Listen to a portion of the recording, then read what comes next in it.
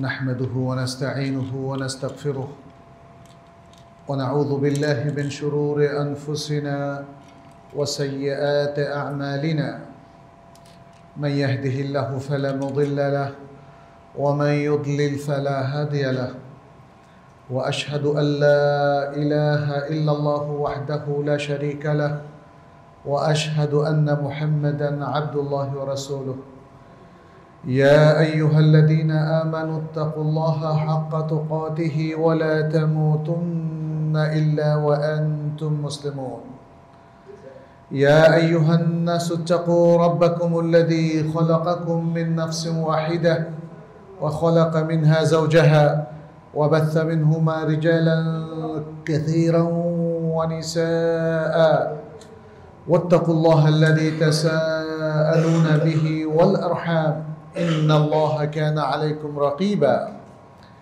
يا أيها الذين آمنوا اتقوا الله وقولوا قولا سديدا يصلح لكم أعمالكم ويغفر لكم ذنوبكم ومن يطع الله ورسوله فقد فاز فوزا عظيما أما بعد فإن أصدق الحديث كتاب الله وخير الهدي هدي محمد صلى الله عليه وسلم وشر الأمور محدثاتها وكل محدثة بدعة وكل بدعة ضلالة وكل ضلالة في النار ثم أما بعد أيها المسلمون أوصيكم ونفسي بتقوى الله عز وجل فاتقوا الله يا عباد الله اتقوا الله في أنفسكم وأولادكم وأزواجكم وعشيرتكم وفي جميع أعمالكم وأقوالكم نسأل الله سبحانه أن يجعلنا وإياكم من عباده المتقين ومن عباده المؤمنين المخلصين الصالحين إنه ولي ذلك والقادر عليه أيها المسلمون আল্লাহ সুবহানাহু ওয়া তাআলা আমাদেরকে সৃষ্টি করেছেন এবং সুন্দর করে সৃষ্টি করেছেন একটা সুষম ব্যালেন্সড একটা শরীর দিয়েছেন মাইন্ড দিয়েছেন এবং জীবন দিয়েছেন জীবনটা একটা মহা সম্পদ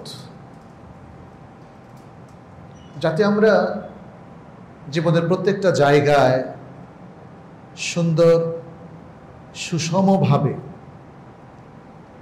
আমরা চলাফেরা করতে পারি জীবনটা যাপন করতে পারি ব্যালেন্সড ওয়েতে সেজন্য তিনি ওহী নাজিল করেছেন আল কোরআন এবং আস সুন্নাহর মাধ্যমে মুসলিম এবং সারা বিশ্বের সকল মানুষ যেন ভারসাম্য রক্ষা করে চলতে পারে তেমন একটা চমৎকার প্রোগ্রাম তিনি দিয়েছেন আমরা আজকের আলোচনায় জীবনের সকল ক্ষেত্রে কিভাবে আমরা ভারসাম্য রক্ষা করতে পারবো আল কোরআন এবং সুন্নাহর ভিত্তিতে সেটা নিয়ে একটু আলোচনা করব ইনশাআল্লাহ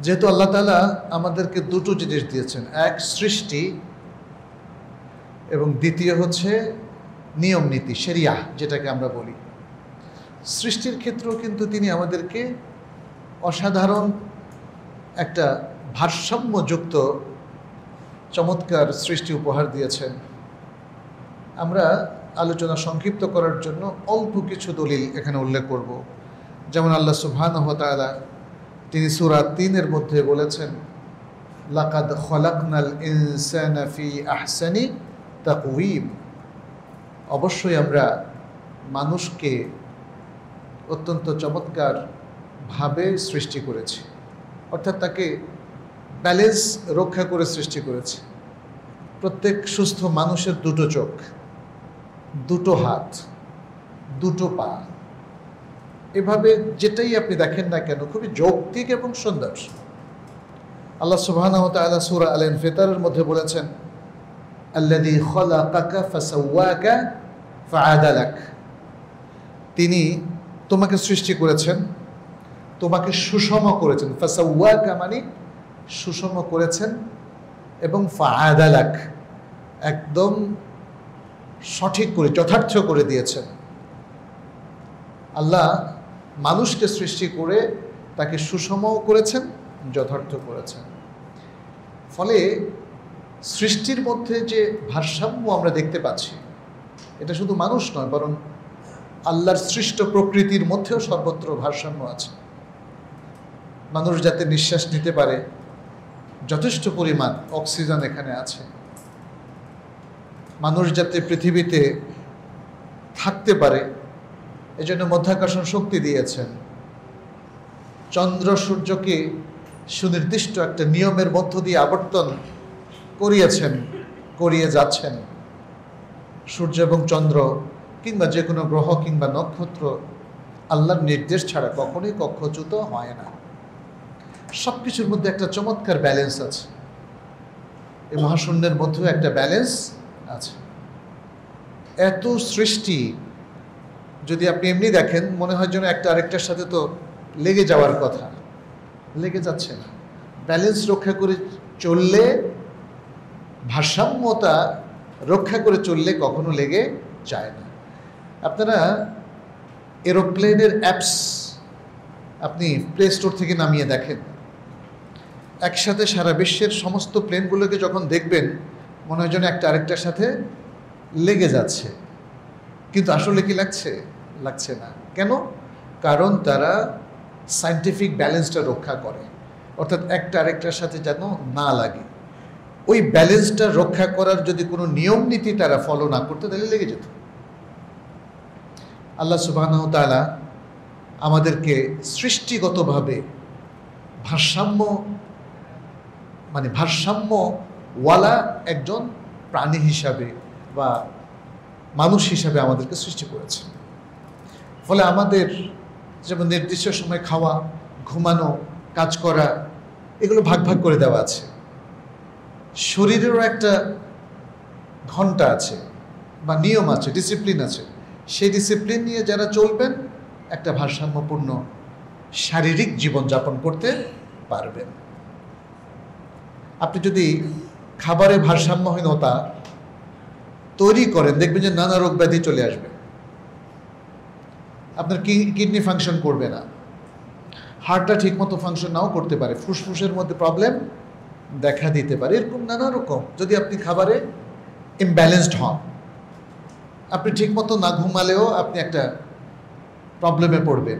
ঘুমেরও কিছু কোর টাইম আছে, যেমন এশার পর থেকে ঘুমিয়ে পড়া, তাই না? আপনি এই জায়গায় ইমব্যালেন্স তৈরি করলে এর খেসারত কিন্তু আপনাকে দিতে হবে। এটা হলো সৃষ্টিগত বিষয়। আল্লাহ সুবহানাহু ওয়া তাআলা আমাদেরকে যে ডিসিপ্লিনটা দিয়েছেন ওহীর জ্ঞানের আলোকে, সেটারও মূল উদ্দেশ্য হচ্ছে জীবনের প্রত্যেকটা ক্ষেত্রে একটা ভারসাম্যপূর্ণ জীবন যাপন করা, ভারসাম্য রক্ষা করে চলা। শরিয়া ভিত্তিক এই যে নীতিমালা দেওয়া হয়েছে, এখানে ইমব্যালেন্স তৈরি হলে সমাজের মধ্যে নানা ধরনের বিপর্যয় দেখা দেয়, অরাজকতা দেখা দেয়, আখলাকি ইনহিতাত এবং অধঃপতন দেখা দেয়, মানবাধিকার লঙ্ঘন দেখা দেয়, মানুষের মধ্যে হিংসা বিদ্বেষ, হানাহানি দেখা দেয়। যাতে এগুলো মানুষের নিয়ন্ত্রণে থাকে এবং যাতে এসব কিছু নিয়ন্ত্রণের মধ্য দিয়ে একটা ভারসাম্যপূর্ণ জীবন আমরা যাপন করতে পারি, আল্লাহ সুবহানাহু ওয়া তাআলা এই জন্য ইসলামী শরিয়াত আমাদেরকে দিয়েছেন, বিশ্ব মানবতাকে দিয়েছেন। অতএব আমাদেরকে কোরআন সুন্নাহ ভালো করে পড়তে হবে, জানতে হবে, যাতে আমরা আমাদের ব্যক্তিগত জীবনে, পরিবারে, সমাজে, রাষ্ট্রে এবং বিশ্বের সর্বত্র এই ভারসাম্য রক্ষা করতে পারি, ভারসাম্যপূর্ণ জীবন যাপন করতে পারি। আমরা সেটা নিয়ে আজকে একটু আলোচনা করব। প্রথমেই যেহেতু আল্লাহ সুবহানাহু ওয়া তাআলা স্পষ্ট করে দিয়েছেন আমাদের সৃষ্টির মূল উদ্দেশ্য কি, আল্লাহর ইবাদত করা। ওয়ামা খালাকতুল জিন্না ওয়াল ইনসা ইল্লা লিয়াবুদুন, জিন এবং ইনসানকে আমার ইবাদতের জন্যই আমি সৃষ্টি করেছি। কে বলেছেন? আল্লাহ সুবহানাহু ওয়া তাআলা বলেছেন। ইবাদত হচ্ছে আমাদের মেইন প্রোগ্রাম, জীবনের মূল লক্ষ্য, উদ্দেশ্য, কিন্তু তার মধ্যেও ভারসাম্য প্রয়োজন আছে। আল্লাহ সুবহানাহু ওয়া তাআলা 5 ওয়াক্ত সালাত আমাদের উপর ফরজ করেছেন, 5টা ভিন্ন সময়। এর বাইরে বাকিটাকে নফল করে দিয়েছেন, ফরজ করেন না। বলেন নাই যে মানে হয়তো একটা মাস তোমাকে সারাদিন সারা রাত শুধু সালাতই পড়তে হবে, এটা বলেননি। তাহলে জীবনের এই যে মহান লক্ষ্য আল্লাহর ইবাদত, এই জায়গায়ও কিন্তু আমাদের ভারসাম্যপূর্ণ হতে হবে, ব্যালেন্স রক্ষা করতে হবে। কিরকম? কারণ আমাদের তো আল্লাহ সুবহানাহু ওয়া তাআলা বিভিন্ন জায়গায় নানা দায়িত্ব দিয়েছেন। আপনার পরিবারের দায়িত্ব কার? আপনার। স্ত্রীর খোরপোশের দায়িত্ব কার? সন্তানকে চালানোর দায়িত্ব কার? সমাজে মানুষকে সচেতন করা, দাওয়া দেওয়া, তাই না? অনেকগুলো দায়িত্ব। অতএব আপনি যদি সারাদিন শুধু সলাতেই পড়েন তাহলে কিন্তু ভারসাম্য থাকলো না। এ প্রসঙ্গে বিখ্যাত একটা হাদিস আব্দুল্লাহ ইবনে আমর ইবনে আস রাদিয়াল্লাহু তাআলা আনহুমা থেকে বর্ণিত হয়েছে। নবী সাল্লাল্লাহু আলাইহি ওয়াসাল্লাম এর কাছে পৌঁছল যে আব্দুল্লাহ ইবনে আমর ইবনুল আস তিনি দিনভর সিয়াম রাখেন, রাতভর সালাত পড়েন। এতে তার স্বাভাবিক জীবন বিঘ্নিত হচ্ছিল। তার স্ত্রী শিকায়ত করেছে আল্লাহ রাসূল সাল্লাল্লাহু আলাইহি ওয়াসাল্লামের কাছে যে সে আমাদের হক রক্ষা করে না, সে শুধু সালাত নিয়ে আর সিয়াম নিয়েই ব্যস্ত। তখন রাসূলুল্লাহ সাল্লাল্লাহু আলাইহি ওয়াসাল্লাম তাকে বললেন, আলাম উখবার আন্নাকা তাসুমু ওয়া লা তুফতির, আমাকে কি এটা অবহিত করা হয় নাই যে তুমি শুধু সিয়ামই রেখে যাচ্ছ এবং সিয়াম ভাঙছো না, ওয়া তুসাল্লি ওয়া লা তানাম, এবং তুমি সালাত পড়ে যাচ্ছ কিন্তু ঘুমাচ্ছ না। তখন তিনি বললেন, নবী সাল্লাল্লাহু আলাইহি ওয়াসাল্লাম বললেন, শোনো, ফাসুম ওয়া আফতির ওয়া সাল্লি ওয়া নাম, তুমি সিয়াম রাখো, এটা তো ভালো কাজ, নিষেধ করছি না, কিন্তু ভাঙতেও হবে। কিছু সিয়াম ভাঙতে হবে জীবনের প্রয়োজনে, অন্যের অধিকারের প্রয়োজনে, স্ত্রীর প্রয়োজনে, সন্তানের প্রয়োজনে। তুমি কিয়ামুল লাইল করো, কোনো সমস্যা নেই, কিন্তু তোমাকে ঘুমাতে হবে তোমার শরীরের প্রয়োজনে। এটাই ব্যালেন্স, এটাই ব্যালেন্স। নবী সাল্লাল্লাহু আলাইহি ওয়াসাল্লাম দেখেন জিনিসটা আরো ইলাবোরেটলি ব্যাখ্যা করলেন। কি বললেন?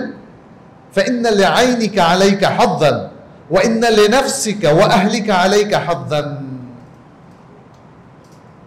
তোমার নিজের উপর নিজের একটা হক আছে। হাদ্দুন এখানে হাক্কুনের অর্থে অধিকার আছে। তোমার নিজের একটা অংশ আছে, যে অংশটা তুমি উপভোগ করবা, তোমার অধিকার, এনজয় করবা। আবার তোমার চোখের একটা অধিকার আছে, অংশ আছে, তাকে ঘুমাতে দিতে হবে।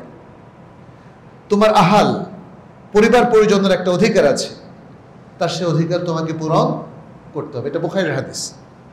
আচ্ছা, কোনো কোনো বর্ণনা এভাবে এসছে, ফাইন্না লিজাওজিকা আলাইকা হাক্কান, যে তোমার স্ত্রীর তোমার উপরে হক আছে। ওয়ালি জাসাদিকা আলাইকা হাক্কান, এবং তোমার শরীরের তোমার নিজের উপর একটা হক আছে। তাহলে দেখেন কতটা সচেতন হলে এভাবে বলতে পারে একজন মানুষ। রাসূলুল্লাহ সাল্লাল্লাহু আলাইহি ওয়াসাল্লাম তিনি তো মানবাধিকার সংরক্ষণের জন্যই এসেছেন, এবং মানুষের মধ্যে একটা ভারসাম্যপূর্ণ জীবন যেন তারা যাপন করে সেই নির্দেশনা দেওয়ার জন্যই তিনি এসেছেন।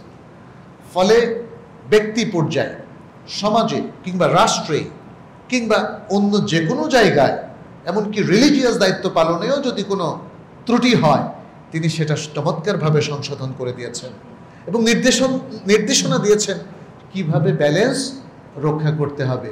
তিনি বলেছেন, তুমি সিয়াম রাখো এবং ভাঙো, তুমি কিয়ামুল লাইল করো এবং রাত্রে ঘুমাও। কি চমৎকার ব্যালেন্স! দুটো মিলেই তো জীবন। কিন্তু যদি আমি সারা রাত আবার ঘুমিয়ে থাকি, ব্যালেন্স কি থাকলো?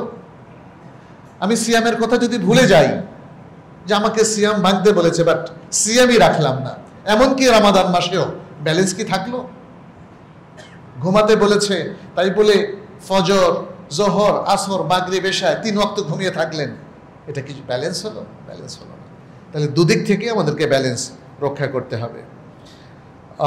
সহিহ মুসলিমের রাওয়ায়াতে এসেছে, ফাইন্নাকা ইযা ফাআলতা যালিক হাজামাত আইনাক, তুমি যদি এভাবে ইমব্যালেন্স লাইফ লিড করো, তাহলে তোমার চোখগুলো ক্ষতিগ্রস্ত হয়ে যাবে, বিপর্যস্ত হয়ে যাবে। ওয়া নাফিহাত নাফসুক, তোমার শরীর ক্লান্ত হয়ে যাবে। ওয়ালে আইনিকা হাক্কুন, তোমার চোখের একটা হক রয়েছে। ওয়ালে নাফসিকা হাক্কুন, তোমার নিজের একটা হক রয়েছে। ওয়ালে আহলিকা হাক্কুন, এবং তোমার পরিবার পরিজনের একটা হক রয়েছে।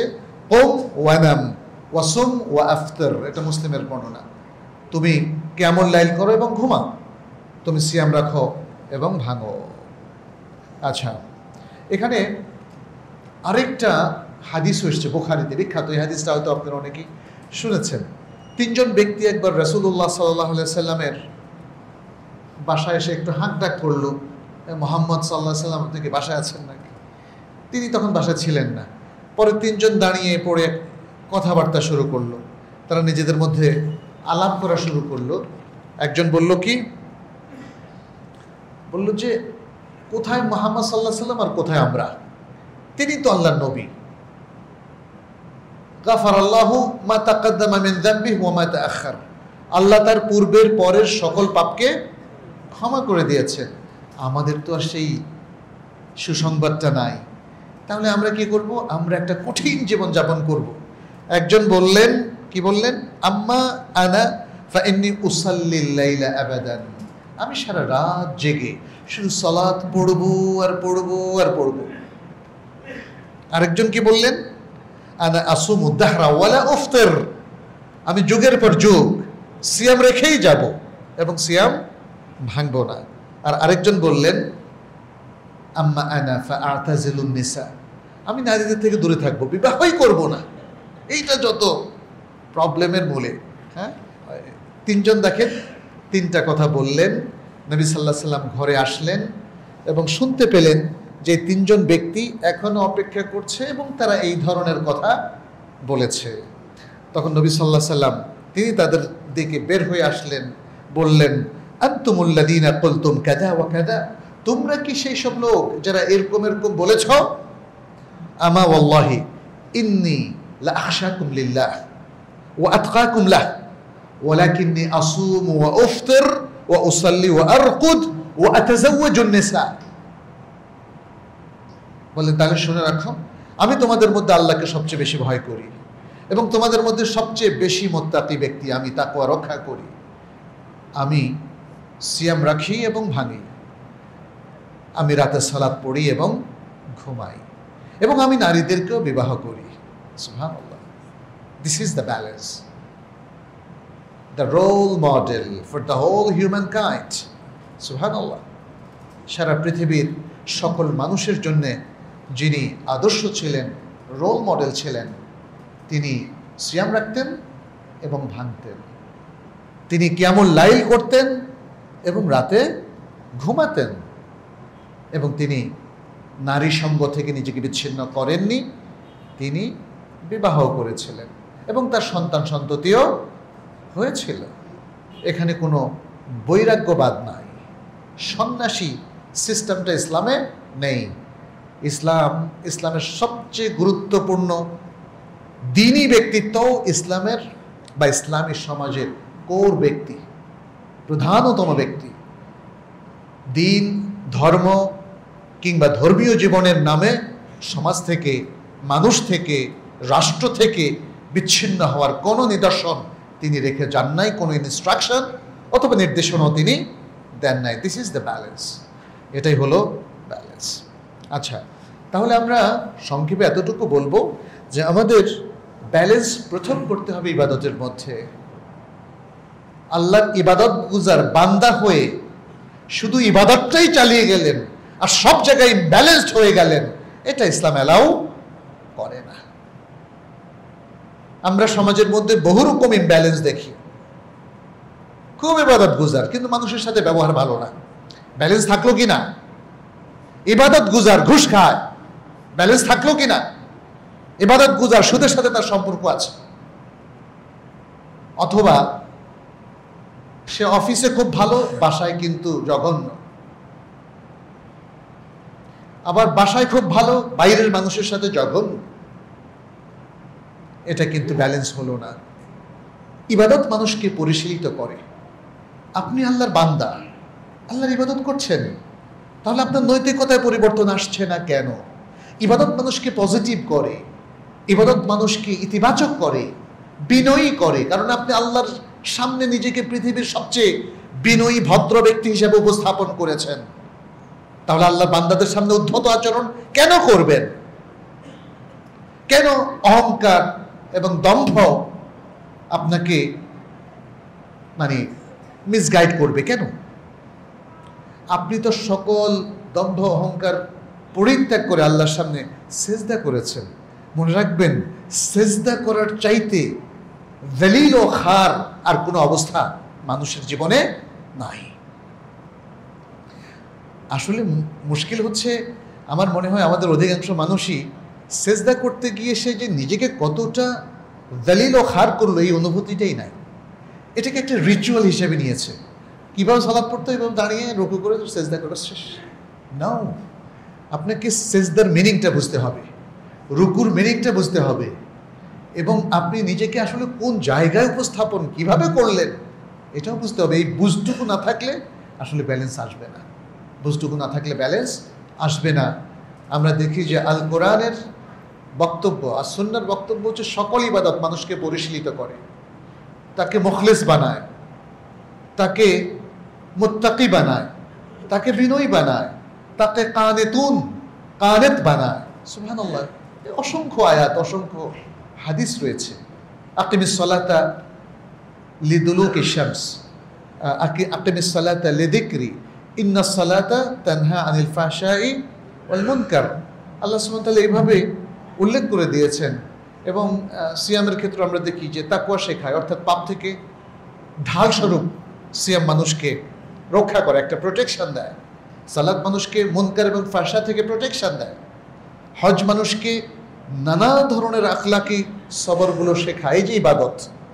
তাহলে আমরা যারা ইবাদত করছি তাদের জীবনে ব্যালেন্সটা কোথায়? ব্যালেন্সটা নাই কেন? পাপ থেকে তো আপনার মুক্ত থাকার কথা, তো পাপের মধ্যে সম্পৃক্ত হলেন কেন? আপনি তো হজ করে এসেছেন, আপনি উমরা করে এসেছেন, কিন্তু এরপরও আপনার জীবনের মধ্যে কোনো পরিবর্তন নাই কেন? এটা খুব বড় ধরনের একটা বিষয়। আসলে ব্যালেন্স রক্ষা করার যে প্রোগ্রামটা ইসলাম দিয়েছে ওটার সাথে আমরা পরিচিত হইনি। আমরা শুধু রিচুয়ালগুলো পালন করে যাচ্ছি। কিছু জিনিস শিখলাম মা বাবা থেকে অথবা ধর্মীয় ব্যক্তিদের কাছ থেকে, বাস সেটা পালন করে যাচ্ছে। আমাদেরকে বলা হয়েছে এগুলো করলে জান্নাতে যাবে, বাস। অতএব আমি আশা করছি যে আমরা প্রত্যেকেই এই যে নানা ব্যালেন্সের দিকগুলো বললাম, শুধু একটা দিক না, বেশ কয়েকটা দিক আমরা এখানে চিহ্নিত করলাম, আপনারা ইবাদতের ক্ষেত্রে সেটা খেয়াল রাখবেন। দ্বিতীয় হচ্ছে আমাদের প্রাত্যহিক জীবন যাপন, প্রিয়জনদের সাথে, সমাজের অন্যান্য নাগরিকদের সাথে এই জীবনযাপনের ক্ষেত্রে ব্যালেন্স রক্ষা করা। এই জায়গায়ও কিন্তু আমাদের একটা বড় ধরনের বিপর্যয় আছে। আমরা কিন্তু ঠিকমতো রক্ষা করতে পারছি না আমাদের যে ব্যালেন্স। এখানে আমরা দেখি যে আমাদের যেমন পুরুষরা যারা বাইরে কাজ করছেন, ঘরে তাদের যথেষ্ট সময় কম দেওয়া হচ্ছে।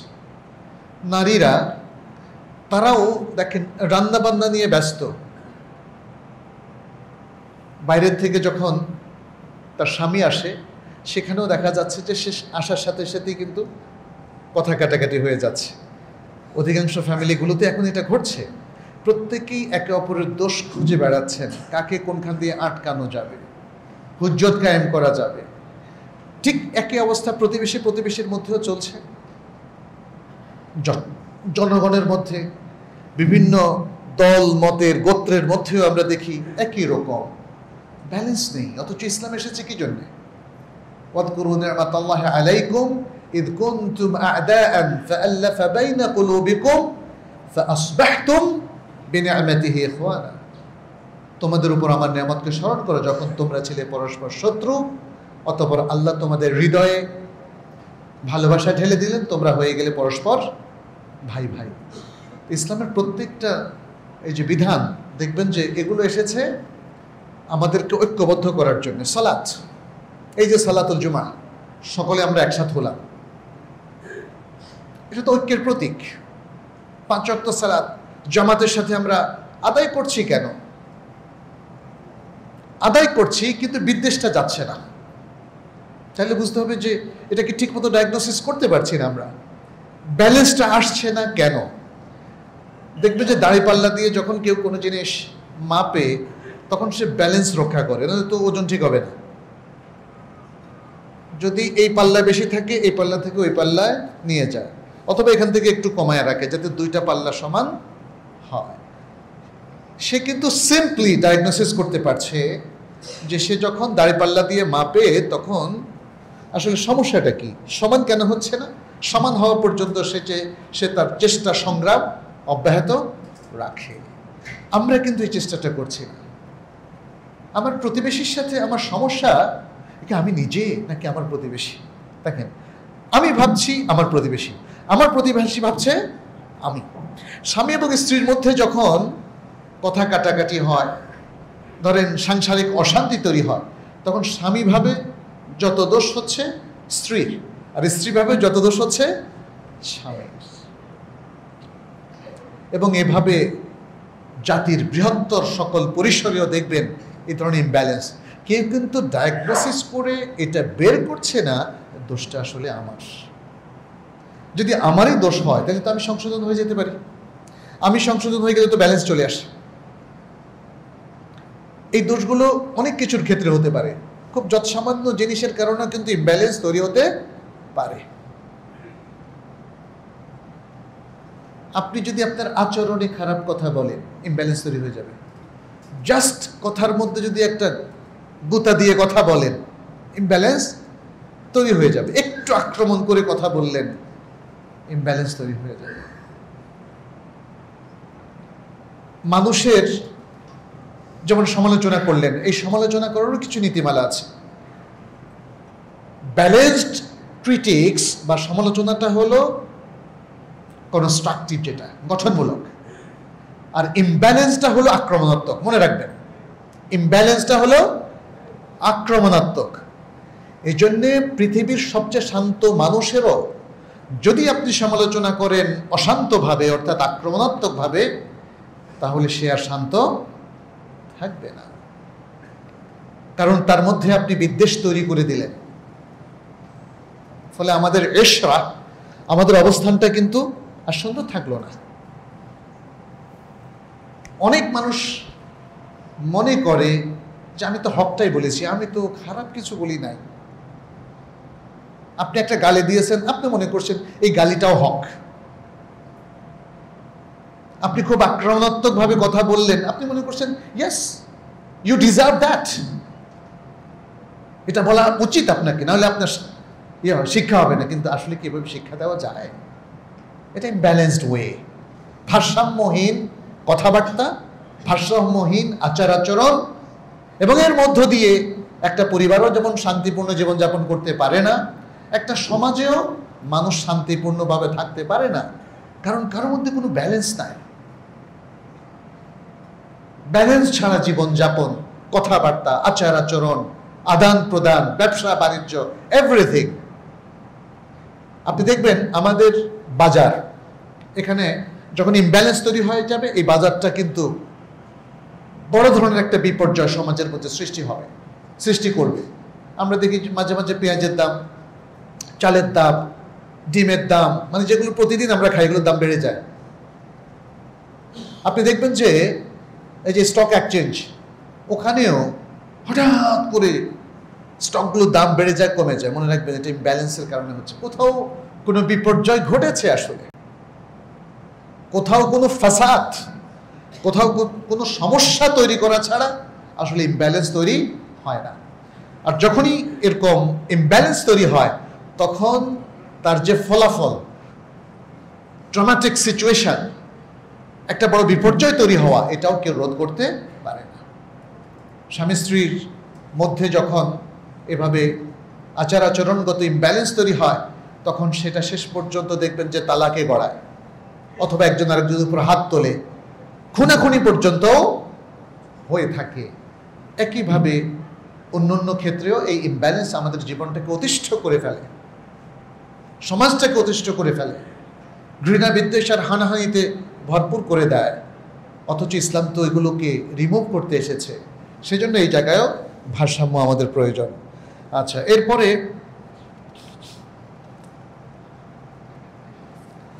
আরেকটা ভারসাম্য প্রয়োজন হচ্ছে আচার আচরণে। আচার আচরণে মানে আল্লাহ সুবহানাহু ওয়া তাআলা কিছু জিনিস নির্ধারণ করে দিয়েছেন যার ফলাফলও নির্ধারিত।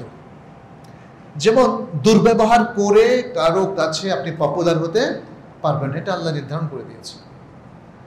আবার ভালো ব্যবহার করে মানুষ আপনাকে ঘৃণা করবে, এটাও আল্লাহ হতে দিবেন না। সে আপনার শত্রুতা করতে পারে কিন্তু ঘৃণা করতে অপারগ।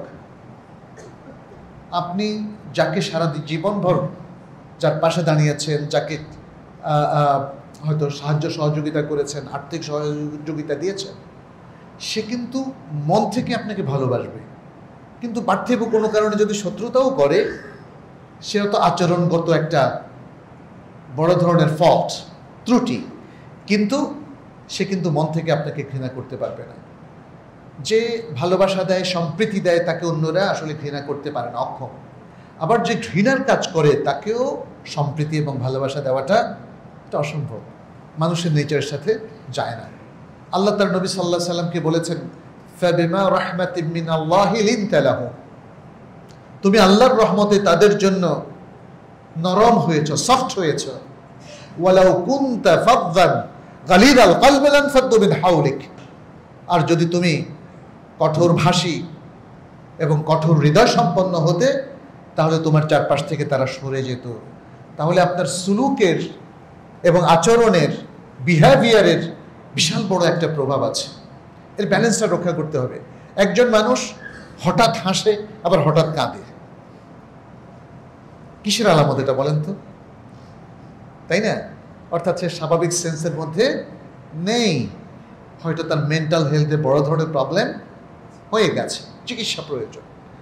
অতএব মানে মানুষের সাথে হাসার কথা বললে যদি আপনি কাঁদেন, আর কাঁদার কথা বললে যদি হাসেন, ব্যালেন্স থাকলো না। আমাদের সমাজে দেখেন, ভালো কাজ করলে মানুষ ক্ষেপে যায়, কিছু মানুষ ক্ষেপে যায়, তাকে বিপদে ফেলার চেষ্টা করে, দুর্নীতিবাজ যারা তারা। এইভাবে সমাজে নানা ক্ষেত্রে আমাদের আচরণগত ইমব্যালেন্স তৈরি হয়েছে। অফিসে আচরণগত ইমব্যালেন্স তৈরি হয়েছে, আমাদের বিভিন্ন শ্রেণীগত লোকদের ক্ষেত্রে ইমব্যালেন্স তৈরি হয়েছে, বিভিন্ন পেশার মানুষের মধ্যেও ইমব্যালেন্স তৈরি হয়েছে, তাই না? এই ইমব্যালেন্সটা সমাজকে অশান্ত করে ফেলে, মানুষের অধিকার লঙ্ঘিত হয়। একজন মানুষ একটা কথা বলল, তাকে আপনি গুম করে ফেললেন, খুন করে ফেললেন, চড়াও হলেন। ইগোইস্টিক প্রবলেমের কারণে মানুষকে আপনি পৃথিবী থেকে সরিয়ে দেওয়ার ষড়যন্ত্র করলেন। মারাত্মক ইমব্যালেন্স সমাজের মধ্যে। এবং এই জিনিসটা শুরু হয় আচরণগত ইমব্যালেন্সের মধ্য দিয়ে। একজন মানুষ যিনি সুশীল, সুন্দর, মুফাক্কাফ, সংস্কৃতিবান, কোরআন সুন্নাহর তাবেদার, আপনি তাকে চেষ্টা করলেও কোনোদিন অন্যায় কাজ করাতে পারবেন না। সাহাবায়ে কেরাম এবং আজকের যুগেও নিশ্চয়ই এমন কিছু মানুষ আছে আলহামদুলিল্লাহ, যাদের কারণে সমাজটা টিকে আছে। তারা হয়তো সমাজের বৃহত্তর অংশের ইমব্যালেন্সটাকে তাদের ভালো কাজ দিয়ে ব্যালেন্স করার চেষ্টা করে, তারপরেও শেষ রক্ষা হবে না। এই সমাজের অধিকাংশ মানুষ ভারসাম্যপূর্ণ জীবনের দিকে ফিরে আসতে হবে এবং ভারসাম্যপূর্ণ আচরণ তাদেরকে করতে হবে। আচ্ছা, এখানে আরেকটা তৃতীয় যে জিনিসটা বা চতুর্থ, সেটি হচ্ছে কথাবার্তায় ব্যালেন্স রক্ষা করা। এটা যদিও আচরণের একটা অংশ, বাট তারপরেও আমরা বললাম কথাবার্তায় ব্যালেন্স রক্ষা করাটা কেমন। যেমন আল্লাহ সুবহানাহু ওয়া তাআলা এখানে কিন্তু ব্যালেন্স রক্ষা করার মূলনীতিটা দিয়েছেন, প্রত্যেকটা পয়েন্টে কোরআনের আয়াত আছে। তিনি সূরা লোকমানের মধ্যে বলছেন, লোকমান তার সন্তানকে যে ওসিয়ত করেছিল, এটা তার মধ্যে একটা, ওয়াগদুদ মিন সাওতিকা ইন্না আনকারাল আসওয়াতি লাসাউতুল হামির, আর তোমার আওয়াজটাকে সংযত করো, কারণ সবচেয়ে বিশ্রী আওয়াজ হচ্ছে গাধার আওয়াজ। আপনি চিৎকার করে যদি মা বাবার সাথে কথা বলেন, তাহলে আপনি কোরআনের লঙ্ঘন করলেন। কোরআন বলছে ফালা তাকুল্লাহুমা উফিন। আপনি শিক্ষকের সাথে আচরণে ব্যালেন্স রক্ষা করছেন কিনা, তাই না?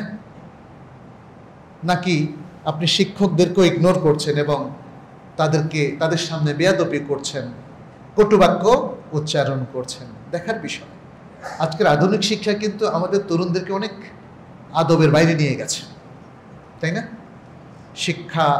শিক্ষক, শিক্ষা প্রতিষ্ঠানের প্রধানরাও তাদের রাগারাগি এবং তাদের খারাপ ব্যবহার থেকে মুক্ত হতে পারে না। আবার এটাও ঠিক, কোনো ক্ষেত্রে হয়তো শিক্ষক নিজেই এমন কিছু করেছেন যে কারণে সাধারণ শিক্ষার্থীরা তার বিরুদ্ধে ক্ষেপে উঠেছে, তাই না? কথাবার্তা, এখানে মূল জিনিসটা হচ্ছে কথাবার্তা। কি কথা বলছে? আমরা দেখি যে যে যত গুরুত্বপূর্ণ তার সামান্য ভুলটা ততটাই কঠিন প্রবলেম তৈরি করে, তাই না? সমাজে, রাষ্ট্রে কিংবা ইভেন প্রতিষ্ঠানেও যদি শ্রমিকদের মধ্যে কিছু অসন্তোষ থাকে আর বস এসে এমন কিছু কথা বললেন তাদের গায়ে, মনে হয় যেন কাটা গায়ে নুনের ছিটা যেটা বলা হয়, তাহলে তো হাদ্দেস ওয়ালা হারাজ, এমন কঠিন ব্যবস্থা হবে, মানে সিচুয়েশন তৈরি হবে যেটা হয়তো কারো হাতেই থাকবে না, কথা থেকে। এবং আরবি কবি এই জন্যই বলেছেন, জারাহাতুস সিনান লাহা ইলতিয়ামু ওয়ালা ইয়ালতামু মা জারাহাল লিসান। বর্ষার আঘাত, এটার উপশম হয়।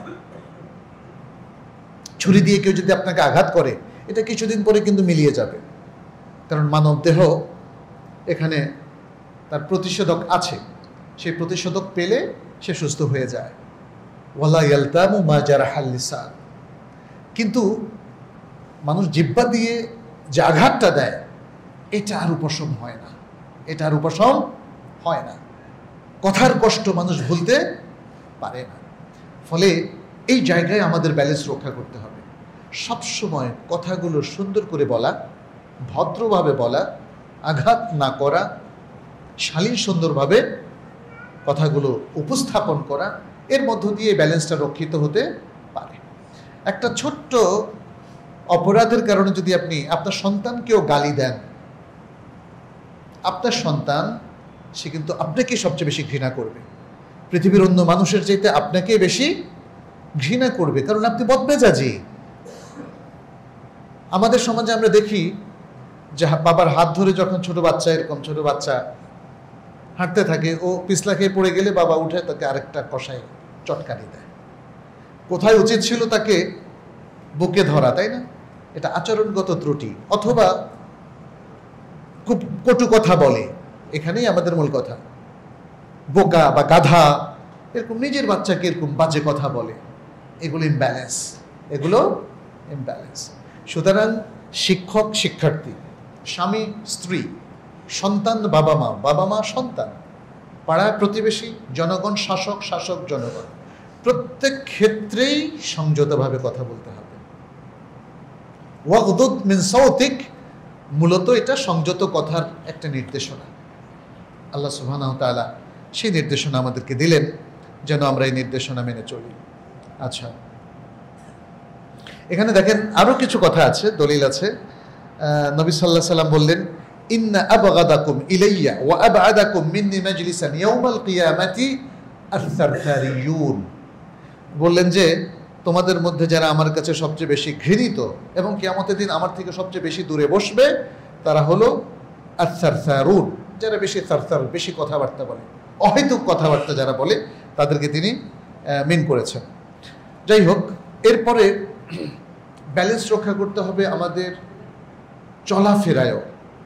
আর তাওয়াজুন, আরবিতে বলা হয় তাওয়াজুন ফি আল মাশিয়া, এবং এটা সূরা লোকমানের আরেকটা ওয়াসিয়া, ওয়াকসিদ ফি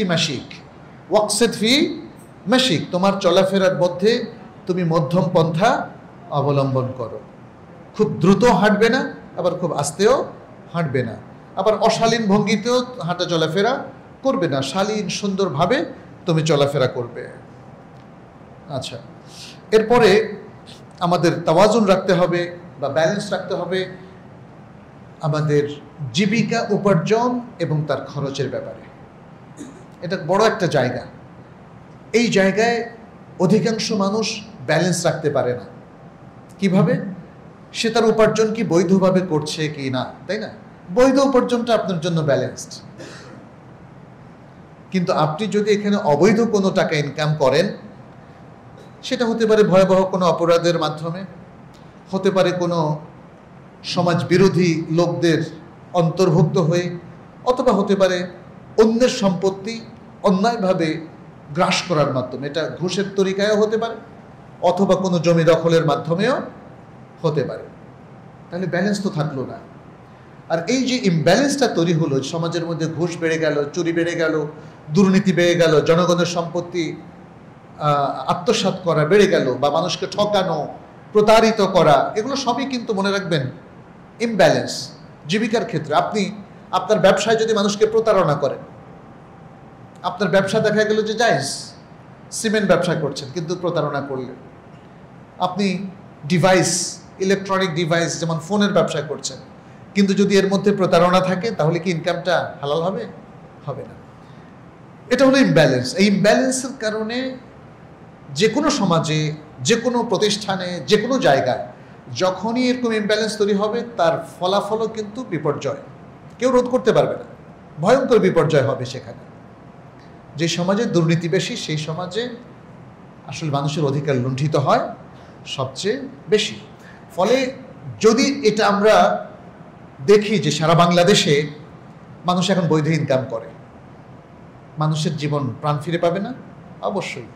অবৈধ ইনকাম করলে কেউ না কারো অধিকার আপনি কিন্তু নষ্ট করলেন, দেশের অধিকার, মানুষের অধিকার, জনগণের অধিকার। ফলে অবৈধ কোনো কিছু চলা মানেই হচ্ছে কারো না কারো অধিকার নষ্ট হলো। সুতরাং জীবিকা উপার্জন অথবা টাকা পয়সা উপার্জনের ক্ষেত্রে ইমব্যালেন্সটা শুধু একজন ব্যক্তি বা একটা প্রতিষ্ঠান নয়, পুরো দেশকে, পুরো জনপদকে ক্ষতিগ্রস্ত করে। দ্বিতীয় হচ্ছে ইনফাক। ইনফাক মানে হচ্ছে খরচ করা। আপনি ইনকাম করলেন সব বৈধ, খরচ করবেন কোথায়? বৈধ ইনকাম কি অবৈধ জায়গায় খরচ করা যায়? যায় না, কিন্তু মানুষ করে, মানুষ করে। সুতরাং আপনাকে বৈধ ইনকাম করে বৈধ জায়গাতেই খরচ করতে হবে। আর আরেকটা জিনিসও মনে রাখতে হবে, এখানে ইসরাফ এবং তাবযীর কোনোটাই করা যাবে না। বৈধ জায়গায় অতিরিক্ত খরচ করা, এটাও ইসলাম নিষেধ করেছে। অনেক উলামায়ে কেরাম বলেছেন এটা হলো ইসরাফ। বৈধভাবে অতিরিক্ত, প্রয়োজনের অতিরিক্ত খামাখা খরচ করা ইসরাফ। আর বৈধ টাকাটাকে অবৈধ জায়গায় অতিরিক্ত, মানে অবৈধ জায়গায় খরচ করাটা, এটা অতিরিক্ত হোক আর না হোক, এটা হলো তাবযীর। অবৈধ কোনো কিছুতে ইসলামে অ্যালাউডই না, অতএব তার কোনো প্রয়োজন নাই। আপনি এমন একটা জায়গায় কিছু খরচ করলেন যে কাজটা অবৈধ, সেটা হলো তাবযীর। অতএব আমাদেরকে খেয়াল রাখতে হবে, এখানেও ব্যালেন্স লাগবে। আর ব্যালেন্সের কথাটা সূরা আল ফুরকানের মধ্যে আল্লাহ চমৎকারভাবে বলে দিয়েছেন, বলেছেন ওয়াল্লাযীনা ইযা আনফাকু লাম ইউসরিফু ওয়া লাম ইয়াকতুরু ওয়া কানা বাইনা যালিকা কাওয়ামা। তারা যখন খরচ করে তখন তারা অপব্যয় করে না, আবার কৃপণতাও করে না। অপব্যয় এবং কৃপণতার মাঝামাঝি অবস্থানে থাকে। এই মাঝামাঝি অবস্থানটা কি? ভারসাম্যপূর্ণ অবস্থান, ভারসাম্যপূর্ণ অবস্থান। আচ্ছা, এরপরে আরেকটা গুরুত্বপূর্ণ বিষয় হচ্ছে, অন্যের ব্যাপারে আপনি যখন কোনো মন্তব্য করবেন বা হুকুম দেবেন, সেখানে ব্যালেন্স থাকতে হবে। একজন লোক সামান্য ভুল করলো আর আপনি তাকে মানে বাজে মন্তব্য করে শেষ করে দিলেন, এটা হলো না। একজন লোক ছোট্ট ভুল করলো, তাকে যেভাবে নসিহা করার সিস্টেম ইসলাম বলেছে, আপনি সেটাকে লঙ্ঘন করে নিজের মন মতো জিনিস চাপিয়ে দিলেন, তাকে মানুষের সামনে ভয়ঙ্করভাবে রিফিউট করলেন। এতে ইমব্যালেন্স তৈরি হয়। আপনি যেমন ইমব্যালেন্স তৈরি করেছেন, আপনার এই সমালোচনাটাও অন্যরা নিতে পারে না, তখন তারা দ্বিগুণভাবে আপনার বিরুদ্ধে দাঁড়িয়ে যায়, তাই না? ফলে এই জায়গাটা আমাদেরকে মনে রাখতে হবে। এখানে আল্লাহ সুবহানাহু ওয়া তাআলা বলেন সূরা আল মাইদার ৮ নম্বর আয়াতে, ইয়া আইয়ুহাল্লাযীনা আমানু, হে ঈমানদারগণ, কুনু কাওয়ামিনা লিল্লাহ শুহাদাআ বিল কিসতি ওয়া লা ইয়াজরিমান্নাকুম শানাআনু কওমিন আলা আল্লা তা'দিলু ই'দিলু হুয়া আকরাবু লিত-তাকওয়া ওয়াত্তাকুল্লাহ ইন্নাল্লাহা খাবীরুম বিমা তা'মালুন। হে ঈমানদার লোকেরা, তোমরা আল্লাহর জন্য দণ্ডায়মান হও আর ইনসাফ সহকারে সাক্ষ্য দাও। কোনো জাতির প্রতি বা সম্প্রদায়ের প্রতি শত্রুতা যেন তোমাদেরকে ইনসাফ না করার প্রতি উদ্বুদ্ধ না করে, তোমরা ইনসাফ করো। এটাই হচ্ছে তাকওয়ার সবচেয়ে নিকটবর্তী। আর আল্লাহকে ভয় করো, নিশ্চয়ই আল্লাহ তোমরা যে আমলগুলো করছো সে সম্পর্কে সম্যক অবগত, অবহিত। আচ্ছা, আল্লাহ সুবহানাহু ওয়া তাআলা দেখেন সূরা আন-নিসার মধ্যে একই কথা আবারও বলেছেন একটু ভিন্নভাবে 135 নম্বর আয়াতে, ইয়া আইয়ুহাল্লাযীনা আমানু কুনু কাওয়ামিনা বিল কিসতি শুহাদা'a লিল্লাহি ওয়ালাউ আলা আনফুসিহিম আউল ওয়ালিদাইনি ওয়াল আকরাবিনা ইন ইয়াকুন গানিয়ান আও ফাকিরান ফাল্লাহু আওলা বিহিমা ফালা তাত্তাবিউল হাওয়া আন তা'দিলু। বলেছেন, হে ইমানদার লোকেরা, তোমরা ইনসাফ সহকারে দণ্ডায়মান হও, আল্লাহর জন্য সাক্ষীদাতা হয়ে যাও, যদিও সেটা তোমাদের নিজেদের বিরুদ্ধে যায় অথবা তোমাদের বাবা মায়ের বিরুদ্ধে কিংবা আত্মীয় স্বজনের বিরুদ্ধে। এখানে আল্লাহ সুবহানাহু ওয়া তাআলা বলছেন ইনসাফ কায়েম করার জন্য। আপনি অন্যায় করেছেন, আপনি নিজেকে জাস্টিফাই কেন করছেন? এটা ইমব্যালেন্স। আপনার উচিত হচ্ছে স্বীকার করে নেওয়া। স্বীকার করে নেওয়ার এই দৃষ্টান্ত আমরা নবী সাল্লাল্লাহু আলাইহি সাল্লামের সাহাবাদের মধ্যে প্রচুর পাই। এমনকি তারা যারা বিবাহিত অবস্থায় জেনাও করেছেন, নবী সাল্লাল্লাহু আলাইহি সাল্লামের কাছে এসে বললেন, ইয়া রাসূলুল্লাহ, আমি এই কাজটি করেছি, আমার উপর আকিম আলাইয়াল হাদ, আমার উপর আপনি ফৌজদারি দণ্ডবিধি, ইসলামের ফৌজদারি দণ্ডবিধি আপনি কায়েম করুন।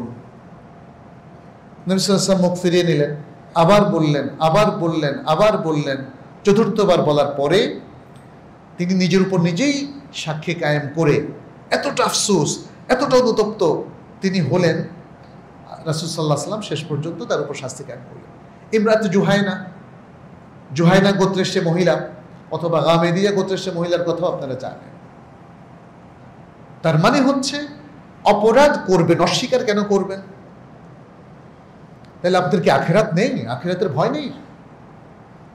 এ কথাই আল্লাহ তাআলা এখানে বলছেন। নিজের বিরুদ্ধে, নিজের বাবা মা কিংবা আত্মীয় স্বজনের বিরুদ্ধে হলেও আপনি সত্যকে স্বীকার করে নেবেন। কারণ আপনি সত্যকে স্বীকার না করলে তখন এটা অন্যদের উপর গিয়ে পড়বে এবং একটা বিপর্যয় সৃষ্টি হবে। ভুল বিচার হতে পারে, অন্যরকম হুকুম হতে পারে, যেটা কখনোই উচিত নয়। এই জন্য আল্লাহ সুবহানাহু ওয়া তাআলা শেষে এসে বললেন, ফালা তাত্তাবিউল হাওয়া আন তা'দিলু। অতএব আদল ইনসাফ না করার জন্য তোমরা তোমাদের প্রবৃত্তিকে অনুসরণ করো না। এরকম আরো অনেকগুলো নসুস আছে। আরেকটা বিষয় হচ্ছে আমরা ব্যালেন্স রক্ষা করতে হবে আমাদের আবেগ অনুভূতির ক্ষেত্রেও। আবেগকে সংযত রাখাটাই হচ্ছে এখানে ব্যালেন্স। অধিকাংশ মানুষ অন্যায় যা কিছু করে সেটা আবেগের বশবর্তী হয়ে করে। বিশেষ করে যখন মানুষ কথা কাটাকাটি করে, লাগালাগি করে, হাতাহাতি করে কিংবা খুনোখুনি করে, এইসবের পেছনে তার বুদ্ধিবৃত্তি কাজ করে না, কাজ করে তার আতিফা, আরবিতে বলা হয়, তার আবেগ, তার ইমোশন। এই ইমোশনটাকে কন্ট্রোল করাটা খুবই জরুরি এবং এখানে সংযত থাকাটা খুব জরুরি। ইমোশনটা আমরা জানি, ইমোশন না থাকলে মানুষ কিন্তু হাসতেও পারবে না, কাঁদতেও পারবে না। অনেক সময় আপনার হাসার প্রয়োজন হতে পারে। একটা খুশির সংবাদ, সবাই হাসছে, আপনি যদি না হাসেন বুঝতে হবে কোনো প্রবলেম আছে, হাসতে হবে। আবার দুঃখের কথা শুনে হাসানো তো কান্না করতে হবে। কান্না, প্রিয়জন মারা গেছে, কেউ কি হাসতে পারবে বলেন? মানুষ তো বলবে যে পাগল হয়ে গেছে। কান্না করতে হবে, তাহলে মনটা একটু শান্ত হবে। তবে সেটা যেন বিলাপের পর্যায়ে না যায়, শরিয়া লঙ্ঘন না হয়, সেটা খেয়াল রাখতে হবে। তার মানে হচ্ছে আতিফা বা ইমোশনের দরকার আছে, কিন্তু ইমোশনটা যদি এক্সেসিভলি আমরা ইউজ করি তাহলে কিন্তু বিপর্যয় ঘটে যায়। ফলে এই জায়গায় আমাদেরকে সংযত হতে হবে। ইমোশনটাকে কন্ট্রোল করার জন্য ইসলাম আমাদেরকে সিস্টেম বাতিয়ে দিয়েছে। ইমোশনকে কন্ট্রোল করতে হবে বুদ্ধি দিয়ে, কিন্তু অনেক সময় বুদ্ধিও খুব ভালো সার্ভিস দেয় না। তখন বুদ্ধিকে কন্ট্রোল করতে হবে, আমি বলেছিলাম একদিন এখানে, মনে আছে আপনাদের? এলএম দিয়ে, নলেজ দিয়ে, জ্ঞান দিয়ে বুদ্ধিকে এবং বুদ্ধি দিয়ে ইমোশন বা আবেগকে কন্ট্রোল করতে হবে। তাহলেই ব্যালেন্সটা থাকবে, অন্যথায় কোনো ব্যালেন্স থাকবে না। আমরা প্রিয় ভাইরা, জীবনের প্রত্যেকটা ক্ষেত্রে আসলে ব্যালেন্স প্রয়োজন। আজকে এই ব্যালেন্সগুলো হারিয়ে গেছে। ইভেন আমাদের জীবনের জন্য যে পরিবেশ দরকার, যে খাদ্য দরকার, সে জায়গায়ও আজকে ব্যালেন্স আর নাই। সব জায়গায় ভেজাল আর ভেজাল, উল্টাপাল্টা জীবনধারা, চিন্তা চেতনা, সব কিছু আমাদেরকে ইমব্যালেন্স করে দিয়েছে। সবচেয়ে বেশি ইমব্যালেন্স করেছে আমাদেরকে আমাদের এই মুসলিম সমাজের শিক্ষা ব্যবস্থা। আমাদের শিক্ষা ব্যবস্থা এটা কোরআন সুন্নাহর প্রতিনিধিত্ব করে না। আমাদের জাতীয় শিক্ষা ব্যবস্থার কথা বলছি, সেখানে ন্যূনতম কোরআন শুদ্ধ করে পড়ারও কোনো ব্যবস্থাপনা নাই। আল্লাহকে সঠিকভাবে চেনার কোনো শিক্ষা নাই। রাসূল সাল্লাল্লাহু আলাইহি ওয়াসাল্লামের রিসালাতের মূল উদ্দেশ্য এটা বোঝার কোনো উপায় নাই। এই শিক্ষা ব্যবস্থা আমাদেরকে স্বার্থপর এবং ইহুদি নাসারাদের নির্ভরশীলতা শিখিয়েছে। ফলে মুসলিম জীবনে দেখা দিয়েছে ভয়ঙ্কর এক ইমব্যালেন্স, ভারসাম্যহীনতা, যেটার জের টানতে হচ্ছে পুরো জাতিকে। মুসলিমরা যদি জেগে না উঠে, তারা যদি সচেতন না হয়, তাদের অধ্যয়ন যদি না বাড়ায়, বুদ্ধিবৃত্তিক অ্যাপ্রোচ এবং জ্ঞানের চর্চা, রিসার্চ, এগুলো যদি না বাড়ায়, তাহলে মুসলিমরা কখনোই ঈপ্সিত লক্ষ্যে পৌঁছতে পারবে না। মনে রাখবেন, রাসূল সাল্লাল্লাহু আলাইহি ওয়াসাল্লামের যুগে আজকের মতো আধুনিক রিসার্চ ছিল না বটে, কিন্তু যে কথাগুলি আমরা বললাম ব্যালেন্স রক্ষার জন্য, পুরোটাই তিনি সেখানে ইমপ্লিমেন্ট করেছিলেন, বাস্তবায়ন করেছিলেন। এবং আমরা অতিরিক্ত কিছুই বলছি না। রাসূল সাল্লাল্লাহু আলাইহি সাল্লামের যে মানহাজ, যে নীতিমালা, যে ম্যাথোডলজি, যে পদ্ধতি এবং ওহির জ্ঞান ধারণ করা, বোঝা, উপলব্ধি করা এবং সেগুলোকে আমলে কনভার্ট করার যে পদ্ধতি রাসূল সাল্লাল্লাহু আলাইহি ওয়াসাল্লাম অনুসরণ করেছেন, আজকে সিম্পলি শুধু সেটা অনুসরণ করলেই আমাদের জন্য যথেষ্ট। কিন্তু আজকে অন্য দুর্নীতিগ্রস্ত জাতি কিংবা ধর্ম, তাদের কৃষ্টি কালচার দ্বারা প্রভাবিত হয়ে আজকে আমাদের মুসলিম উম্মার বড় ধরনের প্রবলেম হয়ে গেছে। আমরা কিন্তু সরাসরি প্রত্যেকেই এখন যে ব্যালেন্সটা রক্ষা করার কথা বলা হচ্ছে, এটা কিছুটা দুরূহ হয়ে পড়েছে। কারণ এই ব্যালেন্সটা রক্ষা করার জন্য তো আমাকে কোরআন সুন্নাহর জ্ঞানটাকে প্রাধান্য দিতে হবে এবং সেই জ্ঞানটা সবার মধ্যে ছড়িয়ে দিতে হবে। সেই জ্ঞানটা অর্জনের মধ্য দিয়ে ব্যালেন্সটা ফিরে আসতে পারে। কিন্তু যদি আজকে পাশ্চাত্য শিক্ষার মধ্যে থেকে পাশ্চাত্য কৃষ্টি কালচার কিংবা পৌত্তলিক কৃষ্টি কালচারকে ধারণ করে আপনি জাতিকে উন্নত করতে চান, এটা কখনোই সম্ভব নয় এবং এই জায়গায় ব্যালেন্সও কখনো আসবে না। আমরা তো মুসলিম জাতি, তাই না? ফলে ব্যালেন্সটা হবে ইসলামিক ব্যালেন্স। ইসলাম ব্যালেন্স রক্ষা করার জন্য যে নীতিমালাগুলো দিয়েছে, আমি তার কিছু আপনাদের সামনে আজকে তুলে ধরেছিলাম। সেই নীতিমালাগুলোই আমাদেরকে বুঝতে হবে এবং প্রয়োগ করতে হবে। আল্লাহ আমাদের সবাইকে তৌফিক দান করুন এবং আমাদেরকে একটা ভারসাম্যপূর্ণ জীবন দান করুন, যাতে আমরা আমাদের দুনিয়ার জীবনে এবং আখিরাতের জীবনে উভয় জগতেই আমরা সাফল্য লাভ করতে পারি, আল্লাহর প্রিয় বান্দা হতে পারি, আল মুকাররাবুন, আল মুত্তাকুন, আল মুখলাসুন, এই ধরনের বান্দায় আমরা পরিণত হতে পারি। আল্লাহর কাছে আজকের এই খুতবায় আমি সেই দোয়াই করছি। আকুলু কাউলি হাদা ওয়া আস্তাগফিরুল্লাহ লি ওয়া লাকুম ওয়া লিসাইরিল মুসলিমিন ফাস্তাগফিরুহু ইন্নাহু হুয়াল গফুরুর রহিম। আলহামদুলিল্লাহি রাব্বিল আলামিন ওয়াল আকিবাতু লিল মুত্তাকিন ওয়াস সালাতু ওয়াস সালামু আলা নাবিয়িনা মুহাম্মদ ওয়া আলা আলিহি ওয়া আসহাবিহি আজমাইন। আম্মা বা'দ, ইবাদাল্লাহ ইত্তাকুল্লাহ فإن التقوى وصية الله للأولين والآخرين ولجميع الأنبياء والرسل ولجميع البشر فاتقوا الله يا عباد الله وكونوا عباد الله الصالحين واتبعوا سنة نبيكم فإن في ذلك نجاة لنا في الدنيا والآخرة. نسأل الله سبحانه أن يتقبل منا ومنكم صالح الأعمال إنه ولي ذلك والقادر عليه.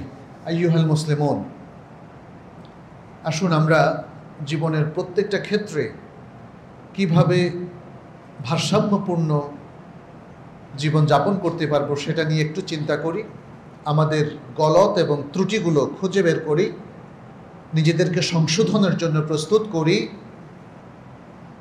এবং যাতে সংশোধনটা সুন্দরভাবে করতে পারি, আল কোরআন এবং সুন্নাহর দিকে আমরা ফিরে আসি। পরিবারের সকলে মিলে আমাদের জাতীয় শিক্ষা ব্যবস্থা যাই হোক না কেন, কিন্তু আমাদের এই মসজিদ, আমাদের পরিবারে আমরা ইসলামী শিক্ষার ব্যাপক প্রচার এবং প্রসার করতে পারি। আমাদের কাছে এখন পর্যাপ্ত রিসোর্সও রয়েছে, শুধুমাত্র ইচ্ছা প্রয়োজন। আর প্রয়োজন উম্মার প্রায়োরিটিগুলো বোঝা, নিজেদের প্রায়োরিটিগুলো বোঝা, ভালো মানুষ হওয়া এবং দেশের অবস্থার ইতিবাচক পরিবর্তন সাধন করার জন্যে যা যা দরকার সেগুলো বোঝাটা আজকে বড়ই প্রয়োজন। আমরা আল্লাহর কাছে ক্ষমা চাচ্ছি আমাদের জীবনের সকল ভুল ত্রুটির জন্যে। তৌফিক কামনা করছি তিনি যেন আমাদের প্রত্যেককে কোরআন সুন্নাহ ভিত্তিক জীবনযাপনের তৌফিক দান করেন এবং তিনি যেন আমাদের শেষ নিঃশ্বাস পর্যন্ত হেদায়েতের উপর রাখেন। আমাদের মধ্যে যারা অসুস্থ তাদেরকে সুস্থ করে দেন, যারা সমস্যাগ্রস্ত অভাবগ্রস্ত আল্লাহ তাদের সমস্যা এবং অভাবকে দূর করে দেন। তিনি এই দেশটার উপর বারাকা নাজিল করেন। যে কোনো অমুসলিম চিন্তা ভাবনা কিংবা অপসংস্কৃতির প্রভাব থেকে তিনি যেন আমাদেরকে রক্ষা করেন, আমাদের এই দেশবাসীকে রক্ষা করেন, এই দেশকে রক্ষা করেন। হাদা ওয়াসাল্লু ওয়াসাল্লিমু আলা নবিয়িনা মুহাম্মদ ফাকাদ ক্বালা আল্লাহু সুবহানাহু ইন্নাল্লাহা ওয়া মালাইকাতাহু ইউসাল্লুনা আলান নবী ইয়া আইয়ুহাল্লাযীনা আমানু সাল্লু আলাইহি ওয়া সাল্লিমু তাসলিমা ওয়া ক্বালা আন-নাবিয়্যু সাল্লাল্লাহু আলাইহি ওয়া সাল্লাম মান সাল্লা আলাইয়া মাররাতান সাল্লাল্লাহু আলাইহি বিহা আশারা আল্লাহুম্মা সাল্লি ওয়া সাল্লিম ওয়া বারিক ওয়া আন'আম আলা নবিয়িনা মুহাম্মদ ওয়ারদাল্লাহুম্মা আনিল খুলাফাইর রাশিদিন।